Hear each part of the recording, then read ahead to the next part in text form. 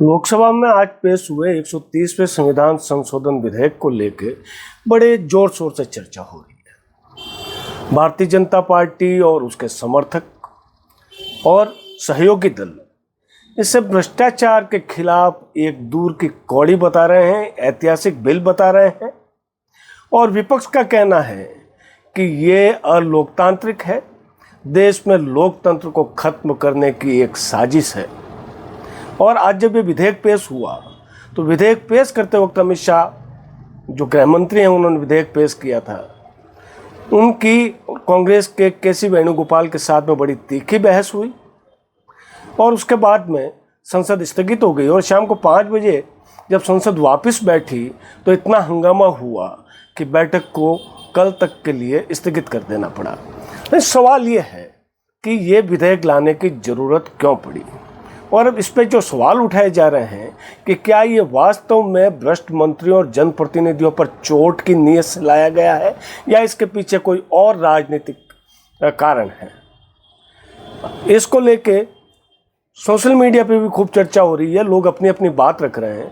और जो कारण बताया जा रहा है कि जो विपक्षी सरकारें हैं आज इस बात को लेके कि पश्चिम बंगाल में भारतीय जनता पार्टी अपने पैर जमाने के लिए लगातार कोशिश कर रही है। अगले साल वहाँ चुनाव होने हैं, लेकिन उसकी सारी कोशिशें जो है वो सिरे नहीं चढ़ पाई है।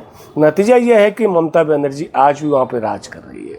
जो ये विधेयक लाया गया है, इसका जो प्रावधान है वो प्रावधान ये है कि कोई मंत्री या कोई मुख्यमंत्री, केंद्र का कोई मंत्री या प्रधानमंत्री किसी आरोप में गिरफ्तार किया जाता है और 30 दिन तक जेल में रहता है या हिरासत में रहता है तो 31वें दिन उसे या तो इस्तीफा दे देना चाहिए, नहीं तो उसका इस्तीफा मांग लिया जाना चाहिए। ना तो इस्तीफा दिया जाता है, न इस्तीफा मांगा जाता है तो राष्ट्रपति और राज्यपाल को ये हक होगा कि वो उसे मंत्री या मुख्यमंत्री पद पर नहीं रखे।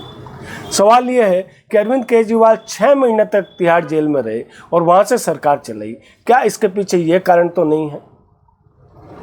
ये सवाल बहुत एक अलहदा सवाल है और एक बहुत महत्वपूर्ण सवाल है कि सरकार को ये विधेयक अब लाने की जरूरत क्यों पड़ी, जब सरकार खुद बिहार में एसआईआर के मुद्दे पर गिरी हुई है। चुनाव आयोग जो है वो गिरा हुआ है।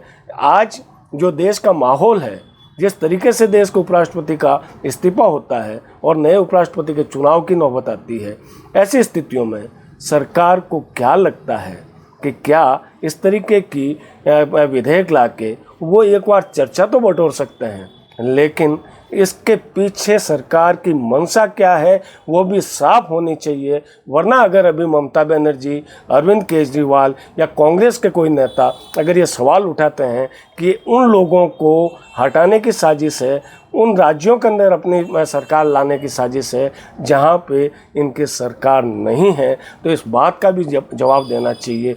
क्यों कि सभी जानते हैं कि एजेंसियाँ किसके कब्जे में रहती है। आज अगर किसी नेता को, किसी मंत्री को, किसी मुख्यमंत्री को गिरफ्तार किया जाता है, उसकी जांच, आरोप लगते ही अगर उसको गिरफ्तार किया जाता है और जांच में अगर वो निर्दोष पाया जाता है, सरकार कहती है कि उसको वापस मंत्री बनाया जा सकता है, उसको वापस मुख्यमंत्री बनाया जा सकता है। लेकिन सवाल ये है कि ऐसे कानून की ज़रूरत क्या पड़ी।